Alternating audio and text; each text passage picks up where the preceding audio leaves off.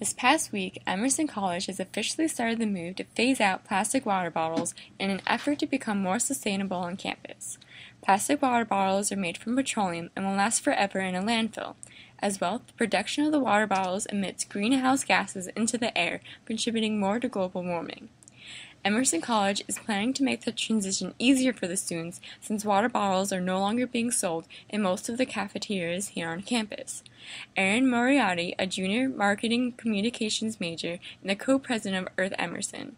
There's talk of retrofitting the fountains to make them easier to fill up water bottles, and there's going to be hydration stations like the one at MCAF. The transition for some is a bit shaky because Emerson just got rid of the water bottles and not any of the other plastic bottled beverages.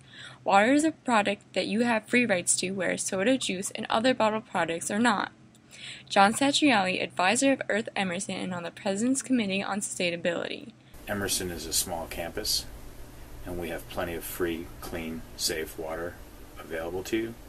You've already paid for it, so why should you pay upwards of 400% to Coca-Cola or Pepsi to buy what is almost, your own right to have for free? Many of the students have mixed feelings about getting rid of the water bottles because they believe that it is their right to be able to buy them. They still can, but the college will no longer pay for it.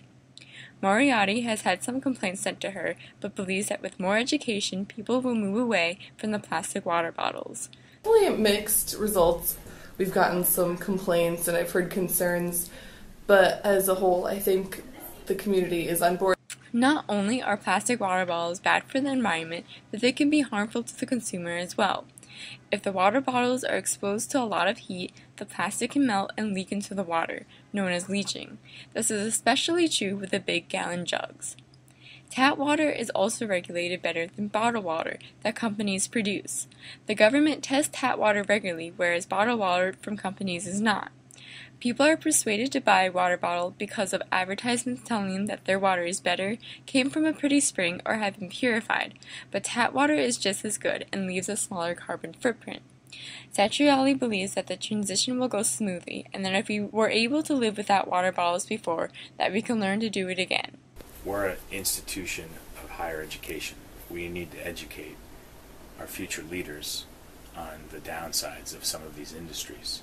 This is Beth Trefeisen from JO 103, signing off.